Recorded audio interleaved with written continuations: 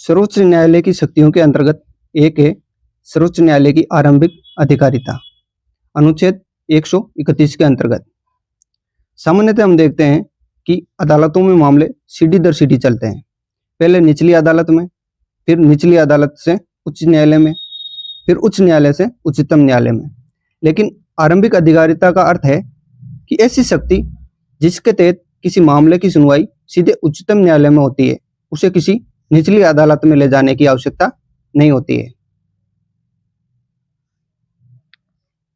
अनुच्छेद 131 के अनुसार जब भी केंद्र और राज्यों के बीच या राज्यों के आपसी झगड़े होते हैं तो उनका निपटारा केवल सुप्रीम कोर्ट करता है। अनुच्छेद 131 के तहत 3 प्रकार के विवाद आते हैं। पहला है भारत सरकार बनाम एक या अधिक राज्य। दूसरा है एक तरफ भारत सरकार प्लस कुछ राज्य और दूसरी तरफ अन्य राज्य। और तीसरा है 2 या अधिक राज्यों के बीच आपसी विवाद जैसे सीमा विवाद आदि। ये सभी विवाद सुप्रीम कोर्ट की आरंभिक अधिकारिता के अंतर्गत अनुच्छेद 131 के अंतर्गत सोल्व किए जाते हैं। अनुच्छेद 131 की सीमाएं या शर्तें।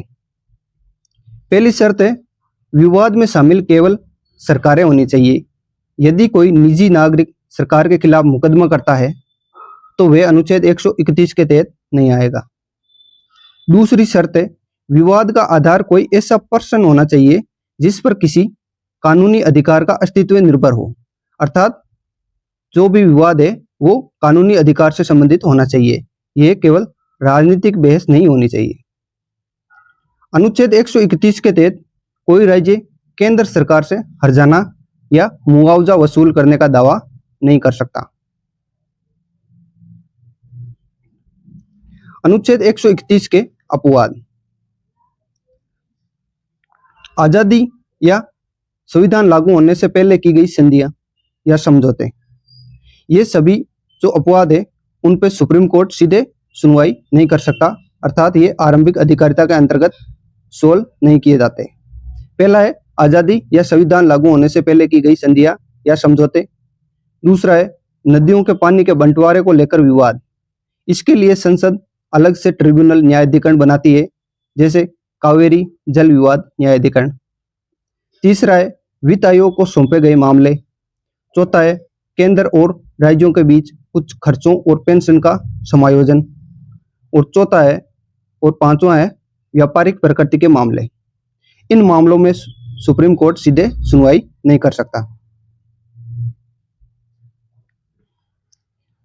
मौलिक अधिकार और रीट अधिकारिता।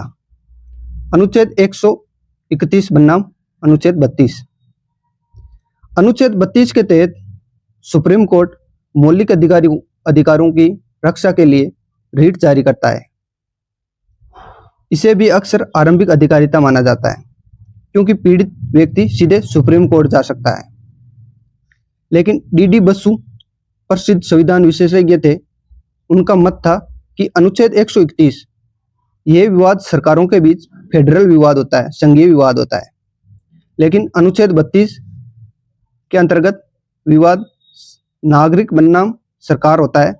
कोई नागरिक अपने व्यक्तिगत अधिकारों के लिए सरकार के खिलाफ सुप्रीम कोर्ट जाता है। इसलिए अनुच्छेद 32 तकनीकी रूप से अनुच्छेद 131 वाली संघीय आरंभिक अधिकारिता से अलग है। इस प्रकार अनुच्छेद 131 यह सुनिश्चित करता है कि केंद्र और राज्यों के बीच के बड़े विवाद किसी निचली अदालत में न उलझे, बल्कि सीधे देश की सर्वोच्च अदालत द्वारा सुलझाए जाएं। धन्यवाद।